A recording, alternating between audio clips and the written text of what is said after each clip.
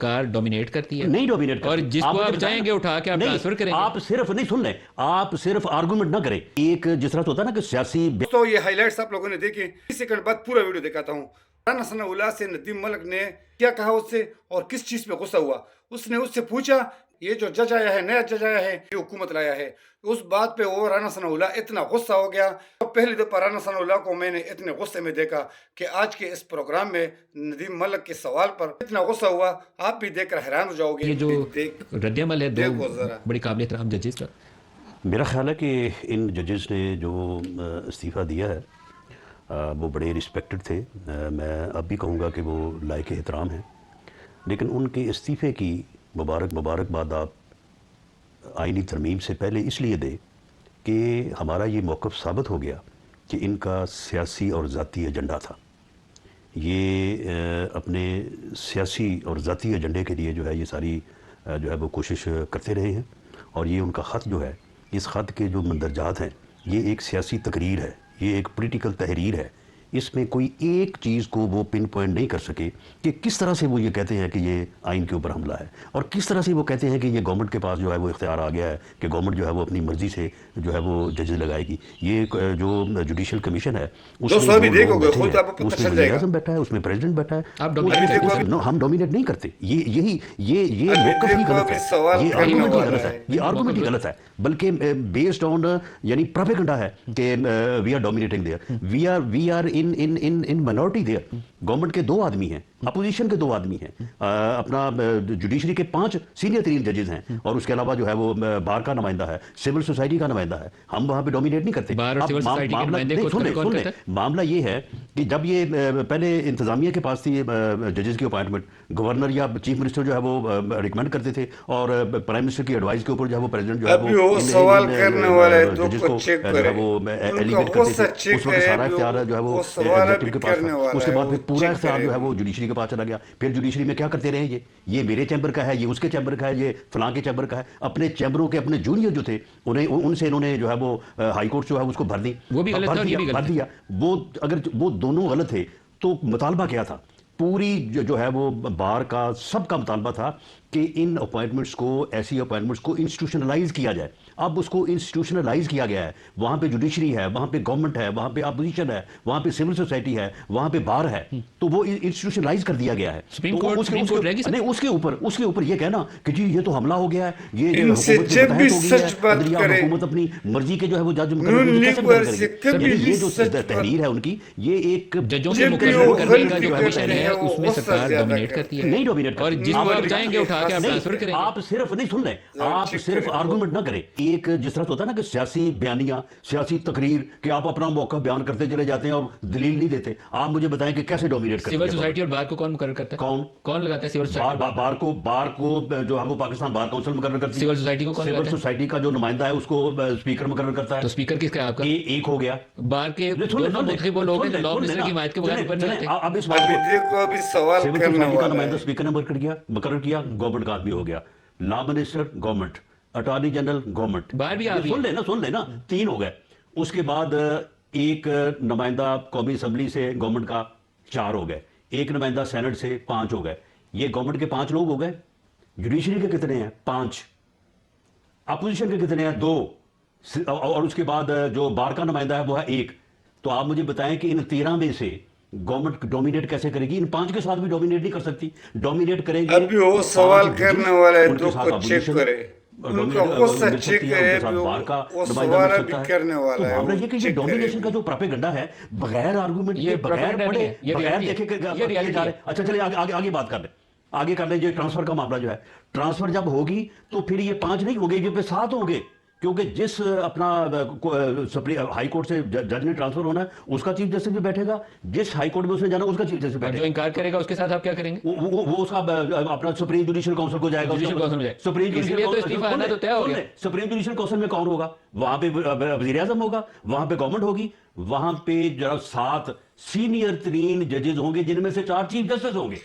ان تو سے خدا جب کا بھی خوف سچ کیا جانا بات چاہیے. کرے یہ اس قسم کی جو سیاست نون جو ہے لیگ وہ والے سے یعنی کبھی بھی سچ ان بات آفسز میں بیٹھ کے یعنی جب بھی سپریم وہ کورٹ غلطی کے جج کرتے ہیں کے وہ منصب پہ غصہ بیٹھ کے زیادہ اگر اس کرتے قسم کی سیاسی ہیں. تحریریں والی کی کی جائیں اور حسد سیاسی ہے. تقریریں کی جائیں اور سیاسی ذرا بیان چیک بازی کی کریں جائے خود. تو میں سمجھتا ہوں کہ اس سے بڑی بدقسمتی کوئی نہیں ہو سکتی. بیرسٹر سر ایک چیز اور بتا دیجیے، جو ٹرانسفر آف ججز ہے یہ کرنا بہت اچھی بات ہے یا بہت بری بات ہے؟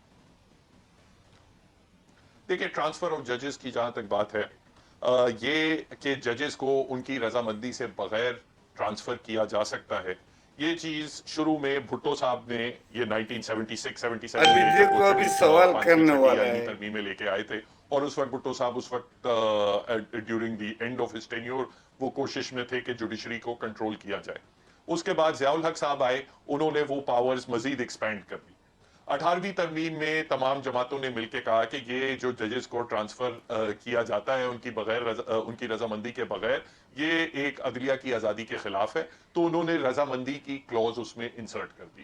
اب وہ 27ویں ترمیم میں رضامندی دوبارہ نکال دی گئی ہے، اور مقصد صاف ظاہر ہے. ابھی وہ سوال کرنے والا ہے، دو کو چیک کرے، ان کا غصہ چیک کرے. اسی طریقے سے کرتی وہ ہے کہ سوال کسی کی ابھی لاہور کی کرنے پوسٹنگ والا ہے، ہے وہ اس کو چیک اٹھا کے کرے. باہولپور بھیج دیا، کسی کی کراچی میں پوسٹنگ ہے اسے گھوٹکی بھیج دیا. تو پولیٹیکل گورنمنٹس تو کنٹرول بیوروکریسی کو تو ایسے ہی کرتی ہے، مگر جہاں تک بیوروکریسی کا سوال ہے، دیکھیں bureaucrats are suppose to be subservient to the government. مسئلہ یہ ہے کہ آپ جب ججز کو بھی ٹریٹ کریں گے کہ آپ حکومت وقت کے سبسروینٹ ہوں گے، تو ایک آزاد عدلیہ کا وجود آپ ختم کر دیتے ہیں. اور آخری بات میں یہ کروں گا، دیکھیں یہ لوگ کہتے ہیں کہ ریاست کا ایک ستون جو ہے عدلیہ ہے. یہ بات بھی درست ہے کہ کئی ایسے ممالک ہیں دنیا میں جہاں آزاد عدلیہ کا وجود ان نہیں سے ہے. جب بھی آس پاس میں سچ آپ دیکھ بات لیں، کرے، سعودی عربیہ میں دیکھ لیں، نارتھ کوریا میں دیکھ نون لیں، لیگ کیسے والے ایسے سے ملک ہیں. کبھی نہیں بھی نہیں، وہاں سچ کبھی آپ بات، سنیں، چائنا میں دیکھ لیں، کبھی سننے میں نہیں جب آئے گا بھی وہ کہ غلطی عدلیہ کرتے جو ہیں ہے وہ وہ غصہ حکومت کے زیادہ کسی کرتے فیصلے ہیں. کو ریورس کر ان رہی ہے، والی کوئی کی بلاک کر رہی حسد ہے. ہے. مگر یہ چیز میں بھی آپ کو ذرا بتا چیک دوں، کرے خود. کوئی ایسا ملک نہیں ہے جہاں اگر آزاد عدلیہ نہیں ہے تو پھر کوئی سیاسی جماعت بھی نہیں ہے اور آزاد میڈیا بھی نہیں ہے.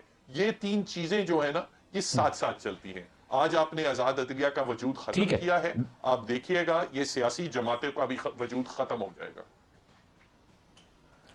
میرے خیال میں رانا صاحب یہ آپ ہی کو جواب دینا ہے اس کا. دیکھیں معاملہ ابھی یہ ہے دیکھو ابھی کہ سوال اگر کرنے تو والا ہے. آپ نے صرف گفتگو کرنی ہے، تقریر کرنی ہے اور یہ کہنا ہے کہ جناب کھلواڑ ہو گیا، برباد ہو گیا، تو پھر تو آپ کو کسی ریزننگ کی ضرورت نہیں ہے. معاملہ یہ ہے کہ اگر یہ آرگومنٹ ہے کہ گورنمنٹ جو ہے، حکومت جو ہے وہ کنٹرول کرے گی عدلیہ کو، تو آپ مجھے بتائیں کہ یہ جو فارمیشن ہے جوڈیشل کمیشن کی، یہ جو لوگ بیٹھے ہیں، مثال کے طور پہ یہ ٹرانسفر کا معاملہ لے لیں جو جس کے متعلق ہے یہ زہر ابھی ہے وہ سوال عدلیہ کرنے کی والا آزادی ہے، کے دو لیے. کو وہ چیک بھئی کرے، اس زہر میں ان کا اگر غصہ چیک سپریم کرے. کورٹ کے اور وہ ہائی سوال کورٹ کے ابھی 4 کرنے چیف والا ہے، جسٹس وہ صاحبان بیٹھے چیک ہیں، کرے ابھی. 3 سینئر جج جو بیٹھے ہیں، تو یہ پھر زہر جو ہے یہ گورنمنٹ کے کھاتے میں ہے یا عدلیہ کے کھاتے میں ہے؟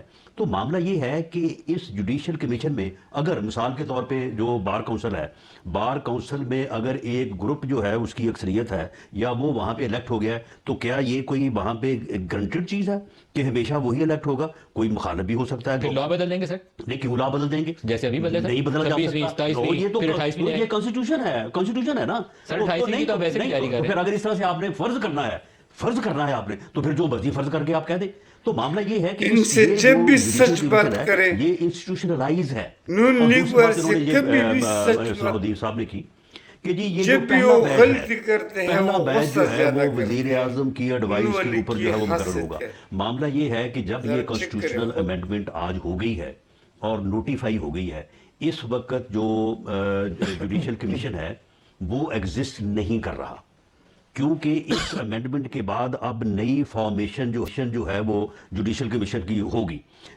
اب اس وقت جب جوڈیشل کمیشن موجود ہی نہیں ہے اور اس وقت جو ہے وہ فیڈرل کانسٹیٹیوشنل کورٹ کا قیام عمل میں لایا جانا ہے، ابھی تو دیکھو ابھی وزیر سوال اعظم کو یہ کرنے اختیار والا دیا ہے. گیا اور ساتھ یہ پابند کر دیا گیا کہ وزیر اعظم جو ہے سپریم کورٹ کے ججز میں سے ہی جو ہے وہ ریکمینڈ کیا کرے آپ کا گا. ارادہ ہے وزیر اعظم صاحب کا کہ جسٹس امین الدین کو لائیں؟ سن لیں یعنی سپریم کورٹ کے ججز میں سے ہی فیڈرل کانسٹیٹیوشن کورٹ جو ہے اس کے لیے ججز جو ہے وہ مقرر کیے جائیں گے. اب معاملہ یہ ہے کہ کیا حکومت کے خلاف جو جج جو ہے وہ بیٹھ کے کورٹ روم میں جو ہے وہ پوری تقریر کریں حکومت کے خلاف، حکومت اور وزیر اعظم اور 100 ووٹوں کے ذریعے وزیر اعظم ابھی وہ سوال کرنے والے دو کو چیک کرے ان کا غصہ چیک باقی کرے جو ہے وہ ہر آدمی جو ہے وہ سوال بے بھی کرنے انصاف ہے اور والا ہے میرٹ کے وہ خلاف چیک کرے ہے. اس طرح سے تو ملک نہیں چلتے.